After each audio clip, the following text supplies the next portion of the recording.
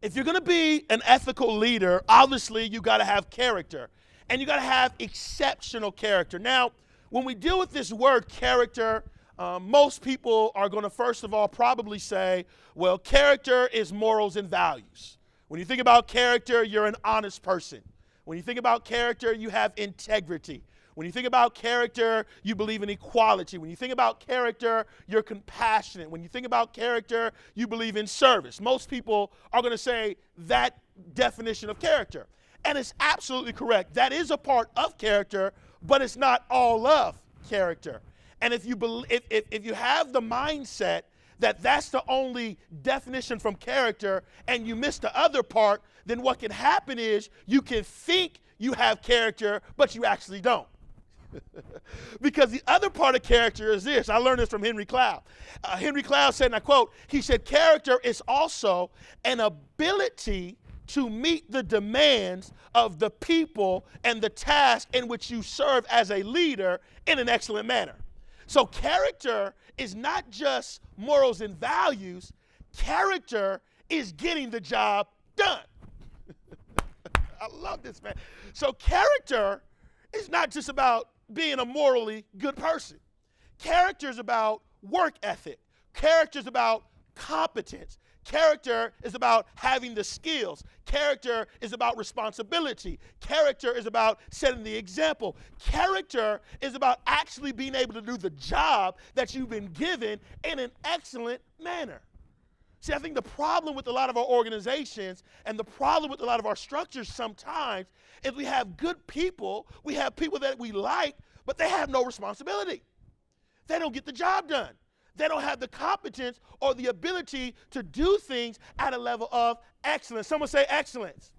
You got to do things in an excellent fashion. And so when we deal with an ethical leader, the first thing we got to understand is ethical leadership deals with exceptional character. Now, the reason why this is important is because character is a foundation not only of an ethical leader, but of a great leader. But even more so, if you don't have character, nothing else really matters. You could be looking good, smelling good, talking good, have the nails done, have the hair cut, have the suit and the tie on. But baby and sweetheart, if you don't have character, it won't matter. Because character affects everything. This is why Howard Schultz says, and I quote, he says, without character, nothing else matters. My other friend says this, she says, dream big and develop the character to attain the dream. And that's just what she says. And she said, if you have a big dream, you got to make sure that your character matches the dream. I'll give you an example. I could be the nicest person in the world. I mean, I could be like, I could give you guys $1 million a day. I'm just a generous person. I'm a loving person. I care so much about you. You feel like you're going to see grandma when you come to my house. But you know what? If I was the pilot of an airplane and I didn't know how to fly a plane, but I was a nice person, would you want to get on the plane with me? Would you be ticked off if I even tried to tell you to get on the plane with me? Because your life would be at stake because I have bad character, because I'm trying to ask you to follow me when I don't even have the capacity or the competence to do what you need in order to meet your need. Y'all still here? Which is why character is not just the morals and values piece, it's actually getting the job done. I mean, this right here will help a lot of our organizational growth. Just putting people in the right position. Just making sure that our leaders are not only looking good and developing good relations, but they actually set an example for everybody else. Because you understand the example of leadership affects everything else. So if there's ever an organization that's in confusion, all you have to do is look at the leadership. If there's ever an organization that has unethical practices, all you got to do is look at the leadership. Not today. Okay, are y'all still here? Yeah. On the flip side, I can be brilliant. I can be able to fly an airplane. I can soar like an eagle. But if I'm a liar, you don't want to work with me.